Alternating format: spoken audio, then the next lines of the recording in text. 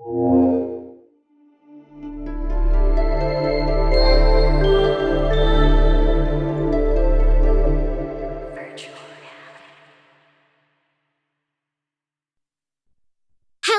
and welcome back to the Virtual Reality Show, where we talk about any and all things related to virtual reality inside virtual reality. I'm your host, PHIA. Today, I wanted to talk about Studio Ghibli, specifically within the context of VR. For me and so many others, the Ghibli movies have provided a place of fascination and wonder over the course of our lives. Beautifully told stories in these fascinating worlds, crafted with a detailed love that you can't help but be swept away to. I noticed that the feelings that I have when imagining what it would be like to be inside places like Howl's Moving Castle provide me with the same sense of mysterious excitement as when I put on my headset as a portal to another world. I'm certainly not the only one to make this connection either. In fact, a few years ago, developer Nick Redofpaw Pittom created a Studio Ghibli VR demo. When you first launch the demo, you're immediately placed inside the world of Howl's Moving Castle. There's the iconic lake surrounded by a colorful flower meadow and blue sky shining overhead. And of course, Howl's Castle itself, moving in the distance. I had to take a deep breath and a few minutes to really take this all in, being here for the first time. By experiencing this place in VR, I was in this dream that I had so enviously longed for since I was a little kid. I became Sophie. The next area I visited was the boiler room from Spirited Away. Underneath my feet were soot sprites dashing around carrying coals.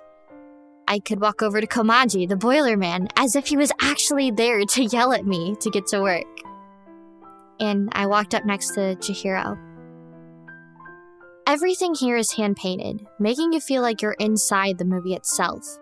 I could practically feel the heat of the furnace, and the soot sprites themselves looked completely alive running beneath my feet. But this scene was completely overshadowed by the next area, a recreated scene from one of my favorite childhood movies, Totoro. You start off by the bus stop where Mei and Satsuki wait for their father in the rain to bring him an umbrella. But instead of them, you, the player, are the one who gets to meet Totoro at that bus stop. This was a really crazy experience for me and brought up so many questions in my head concerning the weight of virtual reality. For me, I've gained a lot of life and meaning from watching scenes of Studio Ghibli movies. To then actually be inside of and experience those special worlds and moments, I can't help but wonder, what does this mean about storytelling? If you can literally experience the story as a part of yourself. Totoro is real in a way, inside of virtual reality, because, well, I saw him. Unfortunately, the Ghibli demo was removed in 2016, receiving a cease and desist order from Studio Ghibli themselves. Redofpaw could no longer advertise his demos he'd worked so full-heartedly on.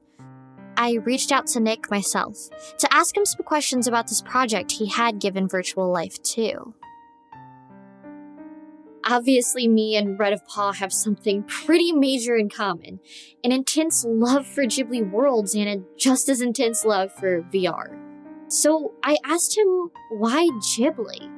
He responded saying that he was looking to create something visually unique in VR, and creating something with a painted-like feeling would be extremely interesting to experience.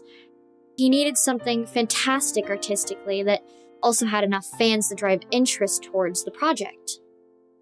He spent weeks hand-painting the scenes and more weeks creating the animated characters. He also had help from an animation professional, Keith Sizemore, to help animate the Totoro scene to completion at a reasonable rate. He had the final project up for 2 years before it was ordered to be taken down. Redofpaw told me that his next plans were to create a similar VR experience for Cowboy Bebop, but felt it was sensible not to sink too far into someone else's IP again. There is another Ghibli experience I'd like to talk about, and that one is readily available to VR and desktop users alike. Yes, there is a Ghibli-inspired world inside of VRChat created by Mr. Yamato that takes scenes from loads of movies and squashes them into one magically gigantic experience to escape to at any moment you wish. I love this world. I visit it almost every time I go into VRChat, and I certainly show it to everyone I can because I think this is the epitome of every Ghibli fan's dream, and probably the most vivid experience of Ghibli you can get outside of going to the museum in Mitaka, Tokyo. Stepping out into Sophie's Flower Meadow, you can see Laputa in the distance as the beautiful music by Joe Hisaishi begins to play. While this world is missing the hand-painted authenticity of Redofpaw's demos, it invokes the most overwhelming feelings of emotions you could possibly imagine by combining so many stories into one place that you can explore to your heart's content. For me, it's hard to be upset when I'm in this world. I visit it often, and it's my escape from the sometimes harsh reality of life. I've had some really intense days where I mustered up just enough energy late at night to load up VRChat and head inside this world. I have this giant Snorlax plushie that I'll squeeze and pretend is Totoro while I cuddle up next to him in game. There's something about his snores that makes me comforted and at home. I've spent a lot of time getting lost in thought here, reflecting on the complexities and feelings of my life that are sometimes missed in the busy day-to-day rush. And if you think about it, that's one of the reasons Ghibli movies are so touching in the first place. There's these silent scenes of quietness where we watch the characters themselves take time to reflect. We don't hear their thoughts, and we don't need to. All we need is silence to understand these moments. There's something to be said about taking time to explore the crevices of our minds, rather than constantly being tied up in the shock of the present that never seems to reach fulfillment by scrolling screens and refreshing web pages. Our minds are meant to be explored. Your imagination is bursting with untapped creativity and thoughts, and most of the time, all it takes to release them is simply a small, isolated moment of appreciation. If you've ever been touched by a Ghibli film, I doubt it was solely because of what the film existed as, but rather how it made you begin to perceive the world around you, even if just for a couple hours. I love to stare off the balcony of Howl's castle and get whisked away into the wind of my ceiling fan. In this world, I feel the same feelings like when you fall in love for the first time. But all that excitement and emotion and stirring of the heart is directed towards the world around you, an appreciation for life. It's a rare and priceless expression. And when night falls in this world, something special happens. A building appears beneath the full moon, and inside it, the tunneled doorway of Spirited Away appears. Something happens when you step through this tunnel into the white light.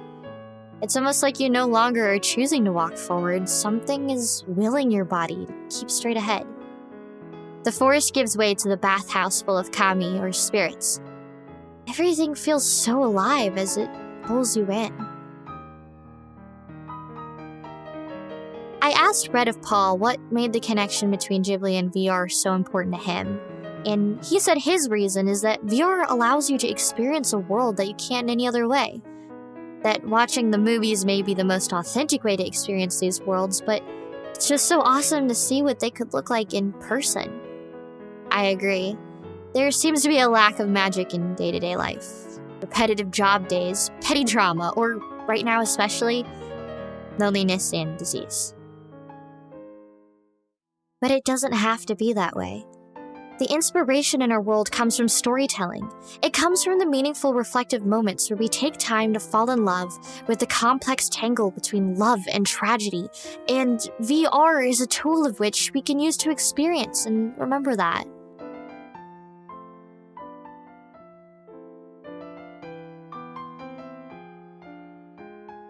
I hope you'll take the time after watching this video to reflect on yourself for a little bit. Maybe go outside and be quiet. Listen to the birds or feel the drops of rain on your face. Or put on a headset and rest in a flower patch next to a sleeping Totoro. Enjoy the beauty of life for a little extra moment today. See what happens.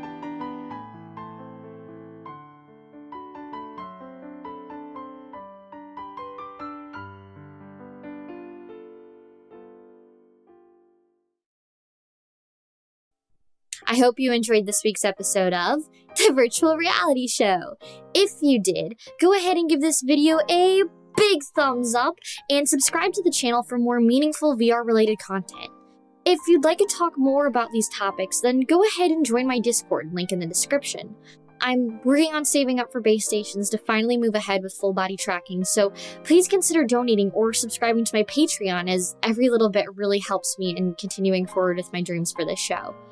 I've been your host, PHIA, and I'll see you on next week's episode. Bye!